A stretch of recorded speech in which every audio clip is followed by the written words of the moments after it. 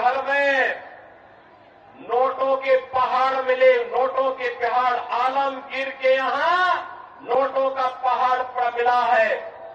मशीनें फेल होती गई, लेकिन नोट के पहाड़ वहां से निकलने बंद नहीं हुए थे।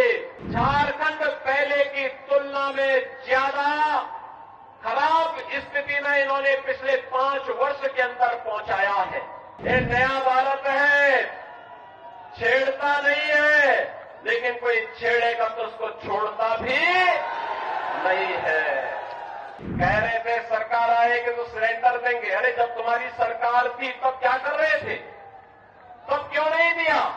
मुझे याद है आज से 24 वर्ष पहले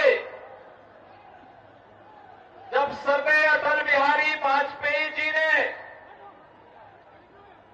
झारखंड राज्य का निर्माण किया था, तब ये कांग्रेस आरजेडी के लोग झारखंड का विरोध कर रहे थे। और आपने पिछले 5 वर्षों के अंदर देखा होगा, झारखंड मुक्ति मोर्चा के साथ मिलकर के कैसे कांग्रेस और आरजेडी ने लूट खसोट मचाई है, ये तो आपने देखा होगा। झारखंड मुक्ति मोर्चा की सरकार के एक मंत्री के घर में नोटों के पहाड़ मिले, नोटों के पहाड़। आलमगीर के यहां नोटों का पहाड़ पड़ मिला है। और कांग्रेस के एक सांसद के घर में 350 करोड़ रुपए मिले। मशीन नोट गिनने की 27 मशीनें लगाई गई, मशीनें फेल होती गई, लेकिन नोट के पहाड़ वहां से निकलने बंद नहीं हुए थे।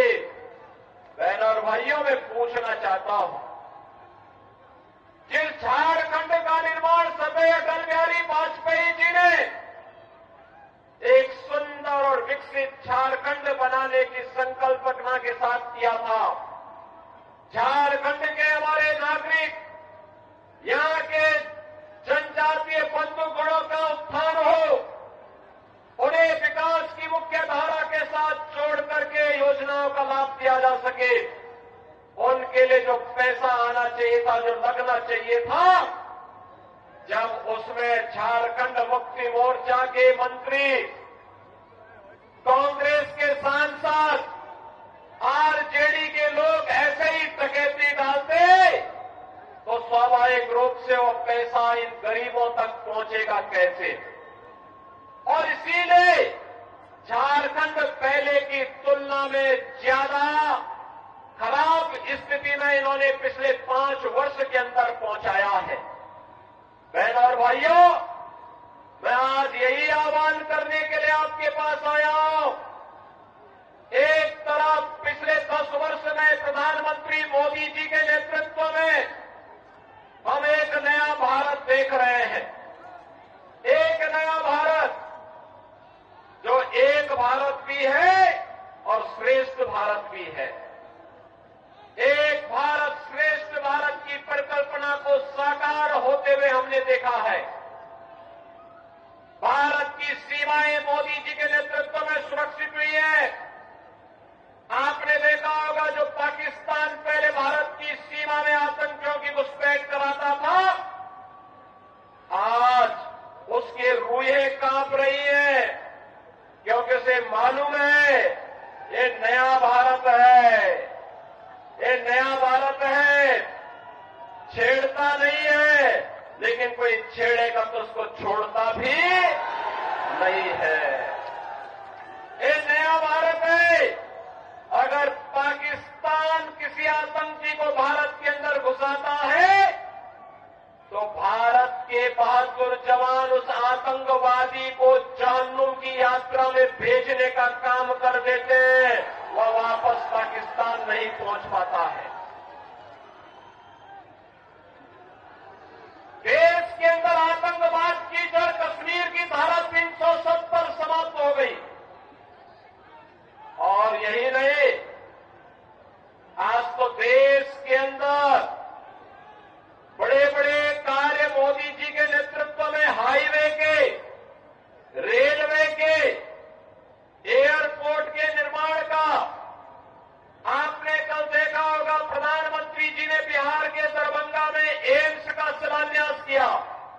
एम्स बन रहे हैं, आईआईटी बन रहे हैं, आईएम बन रहे हैं, 1 डिस्ट्रिक्ट 1 मेडिकल कॉलेज का निर्माण हो रहा है, हर घर नल की योजना भी लागू हो रही है।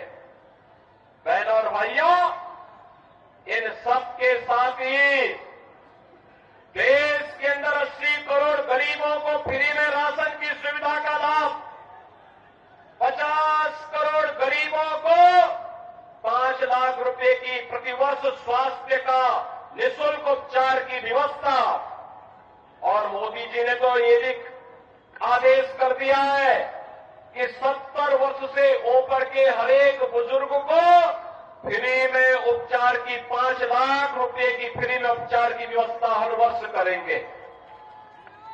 बहनों और भाइयों, 12 करोड़ किसानों को किसान सम्मान निधि, 10 करोड़ गरीबों के घर में शौचालय का निर्माण और उज्ज्वला योजना का कनेक्शन पहुंच गया है, और 4 करोड़ लोग फ्री में आवास भी प्राप्त कर गए हैं।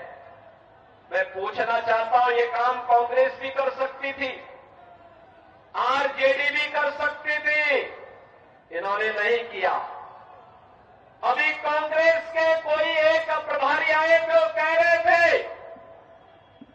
थे सरकार आएगी तो सिलेंडर देंगे। अरे जब तुम्हारी सरकार थी तब क्या कर रहे थे? तब क्यों नहीं दिया? तब क्यों नहीं दिया? और वो तो कहता है, क्या कह रहा है, यानी हिंदू को भी देंगे, मुसलमान को भी देंगे और घुसपैठियों को भी देंगे। अब यहां के जनजातीय बंधुओं का अधिकार घुसपैठियों को क्यों देंगे? भाजपा इस बात को कह सकती है कि योजना का लाभ जनजाति को मिलेगा, झारखंड वासी को मिलेगा, घुसपैठी को नहीं मिलेगा।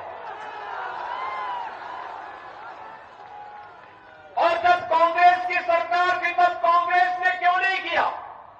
आज तो भाजपा कहती है कि सरकार बनते ही 1.5 लाख नौजवानों के लिए नौकरी के विज्ञापन निकाल करके उनकी नौकरी के लिए पहली कैबिनेट में हम लोग घोषणा करेंगे।